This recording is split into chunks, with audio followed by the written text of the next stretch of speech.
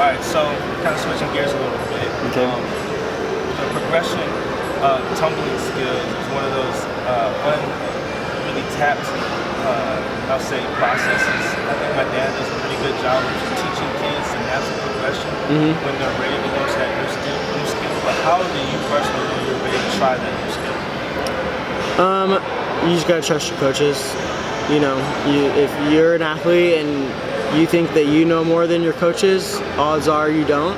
And so I always just counted and depended on my coaches to progress me when they thought it was necessary. I was a gym rat, and I was in the gym every single day, and I loved it. And sometimes I would try new things on my own, and then my coaches would perfect that. But really, just trust your coaches and trust yourself. And if you're not ready to move on, then your coaches will tell you that, and just listen to your coaches. That's all you can do. What percentage of people do you think don't trust their coaches, and then that mental block that they put on themselves, you know, what percentage of those kids do you feel actually have the ability to trust their coaches and get over that hump? You know, it's frustrating because a lot of the times it's not the kids, it's the parents. It's the crazy cheer moms. You know, their kid will have a back handspring, and it's not the most technically right back handspring. Okay, my daughter needs a tuck. My daughter needs a layout. My daughter, like, they're always constantly trying to move their kid up rather than focusing on perfection before progression, and that is key in cheerleading, key in tumbling. You got to perfect your skill before you progress your skill, and that's how I teach all my athletes. If it's not perfect, if it's not going to get a 5.0 on the technique score sheet, then I'm not going to teach you the next thing. You got to perfect this before you can move on to the next thing, because it's just like you don't read a Harry Potter book in first grade. You know what I'm saying? If you're really smart, or you don't read a college book in first grade. You get your learning level and you progress your reading level as you grow up in school. It's kind of the same thing in cheerleading. You got to perfect this before you can start doing harder things. That was really important. I hope those parents heard that. Like you said, you know, cheerleading is pretty much a year-round sport. Maybe 2 weeks out the year we're training, you know, because there's always that next team, there's always that next skill, there's always that next competition, right?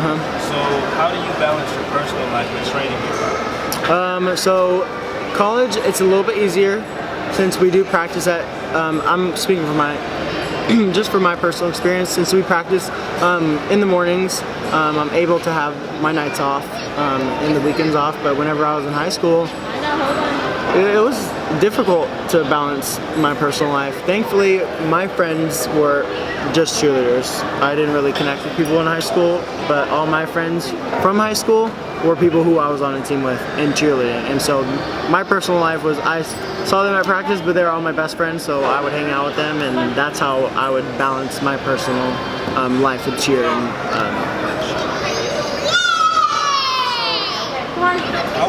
I was in football just as long as I was cheering, right? And again, the locker room is different than, you know, the warm-up mat. Yeah. So there's a lot of different environmental variables that create those bonds within those people, right?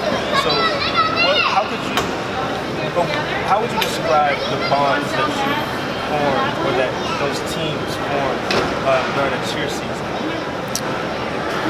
Just like any team, it gradually gets stronger and stronger and stronger. Sometimes whenever you make a team or you're put on a team, you don't necessarily know everyone on that team, but then it's your job and the coach's job to make sure that y'all are as close and tightly bonded as possible. The bond is super important on a team. And if you don't have a bond, really, you don't got much. And so just as it gets stronger, you want to be close with your teammates and you want to build the best relationships as you can. And so that's just super important going on throughout a season.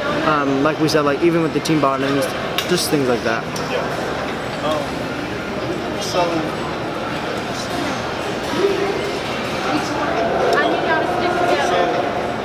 someone who's been in it, you know, your whole life pretty much like this, sometimes it can get redundant. You know? Sometimes it's hard to stay inspired. So who or what inspires you to keep it better? The industry. Every year it gets harder and harder and harder and harder. college, we don't really practice that much, and we only compete once a year. But for All-Star, since it is year-round, the sport is constantly developing. The score sheet changes every year. The difficulty changes every year, and so there's constantly something new that can be done. There's always improvement, and so that's what keeps inspiring me, is because if you settle, just like in anything you do, if you settle, you'll never grow. And since this is something that I want to do for the rest of my life, that's what inspires me, is that you can always do better. So that's what I'm inspired by.